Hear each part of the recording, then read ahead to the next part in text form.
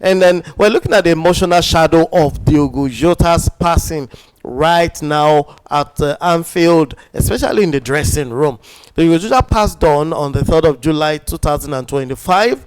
May the Lord rest his soul, in a car accident that has deeply affected his club. His number 20 shirt has been retired, and tributes have been held before every game so far, recognizing his passing on. So the question now is, how can a squad turn grief suddenly? Because you saw their first competitive match lost to Crystal Palace. Of course, that was via penalty shootout. But we know Liverpool on a good day will beat Crystal Palace blue-black in that kind of encounter.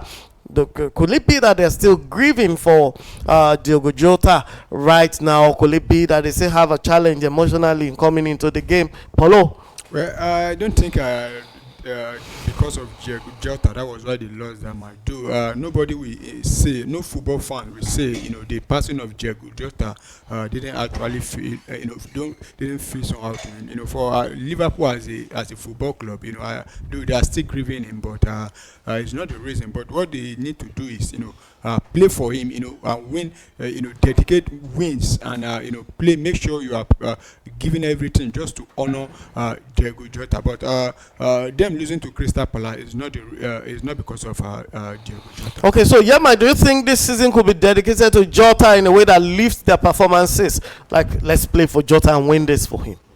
Yeah, I think that is the could be a motivation for them. Yeah, I remember, was it the Zambian team going for a Nations Cup? And they still went the Zambia team, 1994 Nations Cup. Yeah, so and they went ahead and leaving only Kalusha Boaya behind, who missed the flight. Yeah, so and they still did very well in the. See, there's something it does to you when you are playing for a just cause, for a reason bigger than you. It's just like when you are, equipping soldiers to defend their country. You know that, we have to play for this guy. We want to win this for him. We want to hold the number 20 jersey and the fans sing his song and all those things. So I think it is a very good motivation. But how you see things determine what you see. So if you see it from the way of depression, you'll be depressed.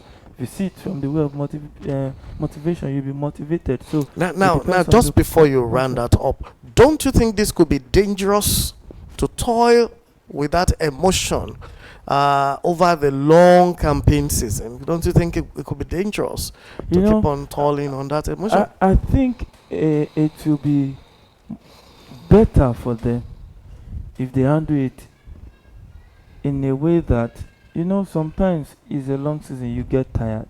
Right. But when you are playing for a cause, it motivates you. So when they remember that, we want to win this trophy for, then it will be a source of motivation. That alone can motivate them the whole season. So I think that it should be a positive for them rather than a negative. Beautiful. So, viewers, you can hear that. Liverpool fans, rest assured your players are going to dedicate this season and try to get everything they can bring in and rake in for their lost brother and their lost dressing room player, Diogo Jota, number 20 of Liverpool. And quickly we're moving now.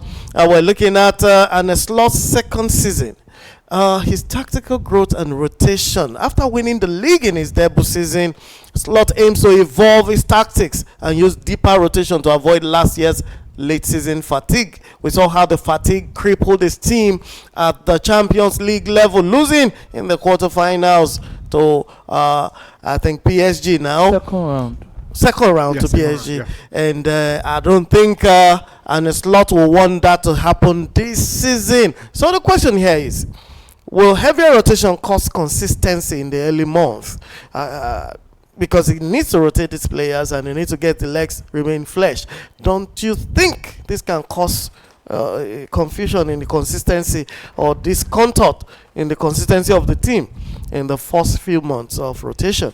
Yeah, and if Liverpool can, complete, the signing of Alexander Isak and Maguire, also you see that they will be having a stronger bench. And you're looking at the bench, the manager will definitely want to rotate the squad, but rotating them too many might affect the squad. But last season, Liverpool, Arne Slot actually played with almost maybe like 14 players mostly last season. But now they have a bigger squad, and if they could bring in those three, I mean, two among the remaining three targets, now you see they will have a larger squad.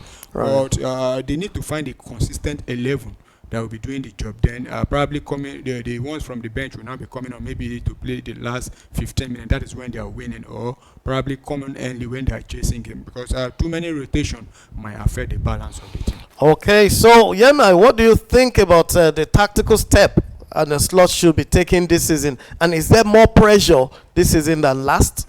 Will it be under more pressure?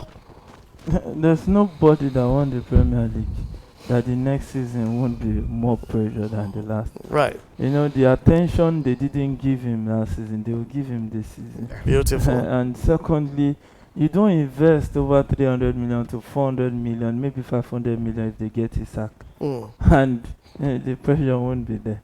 No. Right. The pressure will, I think, maybe double or triple. So what tactics is he going to change? What's he going to I bring don't to think the he will table? change the way he plays. If something works for you, you don't change the winning strategy, but you can only blend it more to suit whatever challenge is coming up. So Right. it is what it is. I think we'll just stick with his guts and try to make Beautiful. So nothing to be afraid of, fans of Liverpool and the viewers of EPL. Nothing to be afraid of. The analysts here, my expert analysts, are saying, look, and a Slot is not going to change anything. Very likely, all he just needs are the best legs that he can get from the EPL, and is working on them.